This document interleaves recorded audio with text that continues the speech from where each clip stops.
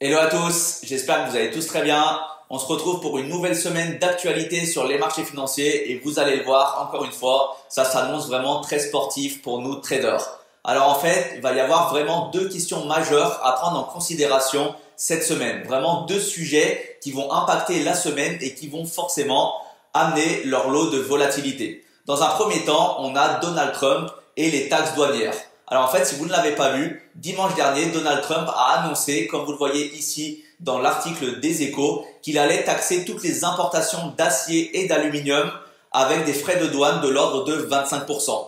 Et ensuite, durant cette semaine, d'ici mardi au mercredi, il va également annoncer des frais de douane réciproques. C'est-à-dire qu'il va taxer les produits arrivant aux États-Unis sur les mêmes niveaux que les produits américains sont taxés dans ces différents pays. Donc là, vous allez le voir, mais forcément, on va avoir une réaction des marchés qui va pour le moins être volatile.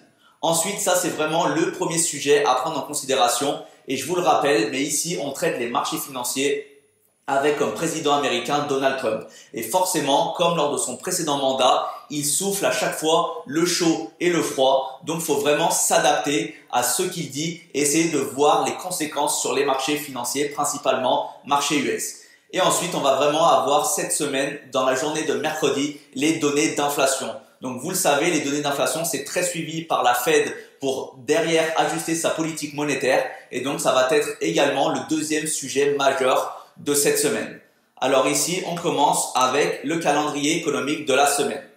Donc, vous le voyez, ça va commencer avec ce jour, le mardi 11 février, où on va avoir une déclaration de Powell, qui est le président de la Réserve fédérale américaine. Et vous le voyez, cette semaine, il va intervenir le mardi, mais également le mercredi, juste après les données d'inflation qui vont être publiées. Alors, qu'est-ce qu'on doit attendre du discours de Jérôme Powell, président de la Fed? Eh bien, je vous ai noté les différents points qu'on va devoir prêter attention en ce qui concerne ces différents discours. Alors, en fait, on va essayer de comprendre pourquoi cette pause dans la baisse des taux. Lors de la dernière réunion du FOMC, vous n'êtes pas sans savoir qu'on a eu une baisse, on va dire qu'on a eu une stagnation dans la baisse des taux d'intérêt. Donc, on va essayer de comprendre pourquoi on a eu cette pause et pourquoi on n'a pas baissé, par exemple, de 25 points de base. Ensuite, quid de l'inflation? Est-ce que c'est toujours un sujet de vigilance? Est-ce qu'on a des progrès pour s'approcher des 2% qui était vraiment la target de la Fed en ce qui concerne l'inflation? Ensuite, en ce qui concerne l'économie, on le sait, elle continue de croître et elle est plutôt robuste et elle avance avec un rythme soutenu. Donc, comment il va se positionner par rapport à cette économie US? Et ensuite, en ce qui concerne le marché du travail, comment du coup il va analyser ce marché du travail qui reste solide avec, on l'a vu, un taux de chômage qui est bas. Et donc, en fait, on va devoir essayer de comprendre dans son discours quelles vont être du coup les prochaines futures baisses de taux d'intérêt directeurs de la Fed. Est-ce qu'on va avoir une posture plutôt attentiste, plutôt restrictive? Comment on va évoluer en ce qui concerne les risques de l'économie et comment, bien sûr, les marchés vont analyser tout le discours de Powell et les perspectives en ce qui concerne la politique monétaire de la Réserve fédérale américaine sur l'année 2025. Donc, c'est pour ça, là, ça va être vraiment primordial de bien suivre les discours et forcément, ça aura un impact sur les marchés financiers. Alors ensuite, deuxième sujet de la semaine, on va avoir les news d'IPC, donc les indices des prix à la consommation. Donc, c'est ce qu'on appelle l'inflation. Donc, je vous le rappelle, pour les nouveaux qui nous rejoignent, on a différents niveaux d'inflation. On a l'inflation corps et on a l'inflation.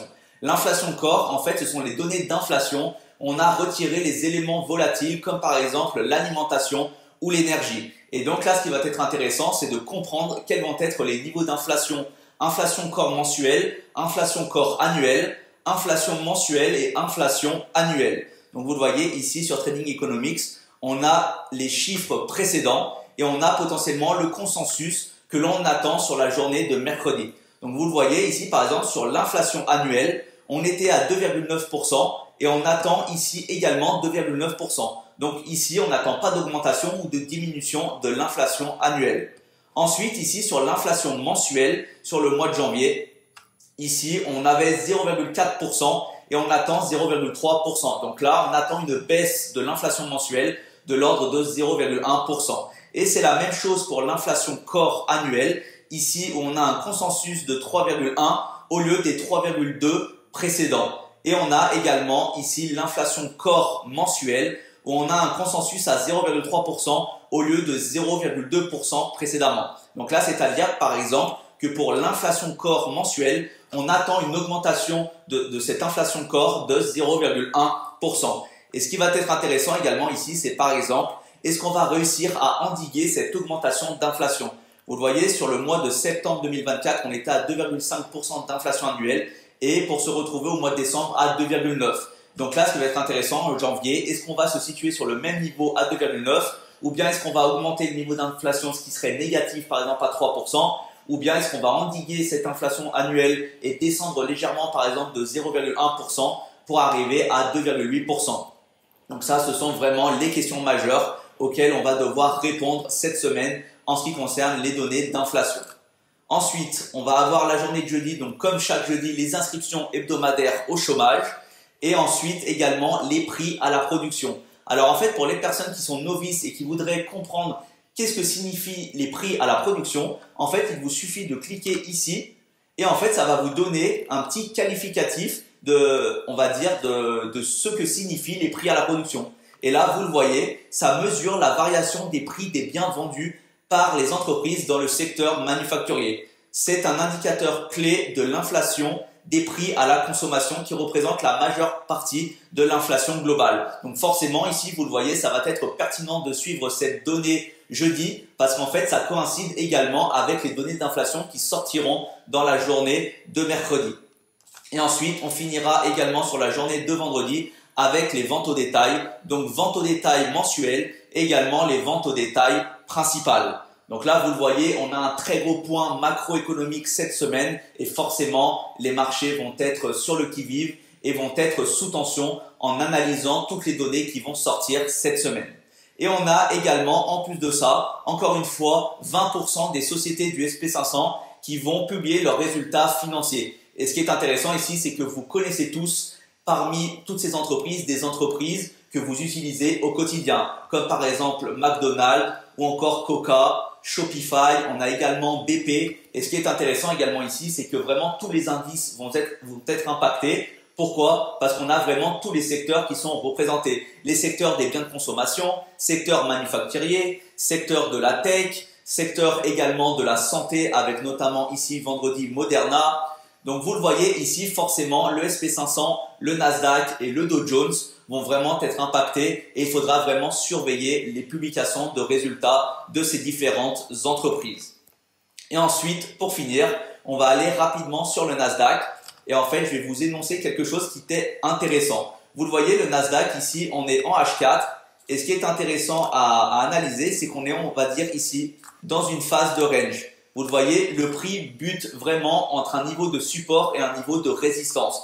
Donc là, depuis, on va dire, le 19 décembre, donc quasiment 2 mois, on a une phase de range du Nasdaq entre les 20 700 et les 21 900, 22 000. Donc, c'est-à-dire qu'ici, on a un range de l'ordre de 1400 points. Et là, on a vraiment potentiellement une phase de consolidation qui va amener du coup derrière un mouvement qui s'annonce majeur.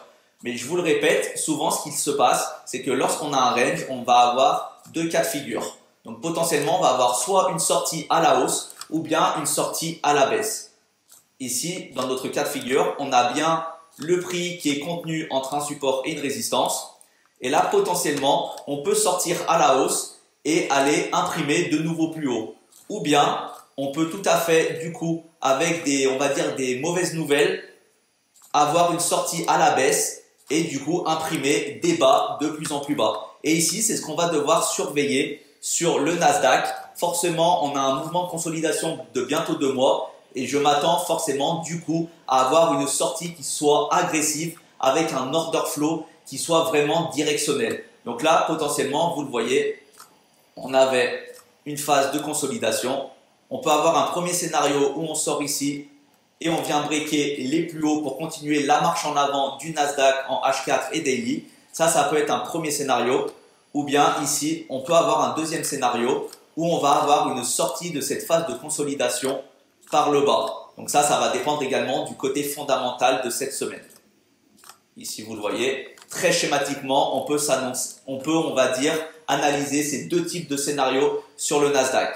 Et ce qui va être intéressant également, c'est qu'on peut analyser ça avec notamment un outil de Fibonacci où vous le voyez ici, on rebondit très bien sur notre sweet spot area des 61,8 et des 79. Vous voyez, on a plusieurs touches. À chaque fois, les acheteurs ici se montrent présents et défendent le prix sur ces niveaux d'achat. Et ce qui va être intéressant, du coup, c'est de voir si jamais le marché chute, alors à quel niveau on peut arriver. Et là, vous le voyez, si on retrace toute la hausse complète qui a été effectuée sur le Nasdaq depuis le mois de septembre dernier, alors potentiellement, on pourra chuter, ici, vous le voyez, dans un premier temps sur les 50%.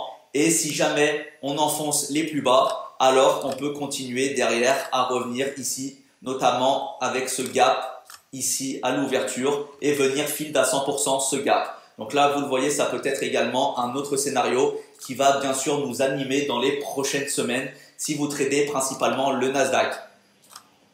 Donc voilà, comme vous l'avez vu, cette semaine, c'est encore une fois une semaine qui s'annonce très volatile, mais qui va être très enrichissante pour nous traders. Donc n'hésitez pas à faire vraiment très attention. Si vous êtes un trader qui tradez en réel, faites très attention à votre money management et respectez la taille de vos positions. Et si vous tradez en démo, c'est encore mieux. Faites très attention, mais testez des setups à haute probabilité, entrez en position et backtestez vos différentes stratégies. C'est comme ça que vous allez vraiment pouvoir vous développer et devenir rentable sur le long terme. Donc en tout cas, j'espère que ça a été clair pour vous, que ça va vous aider pour cette semaine.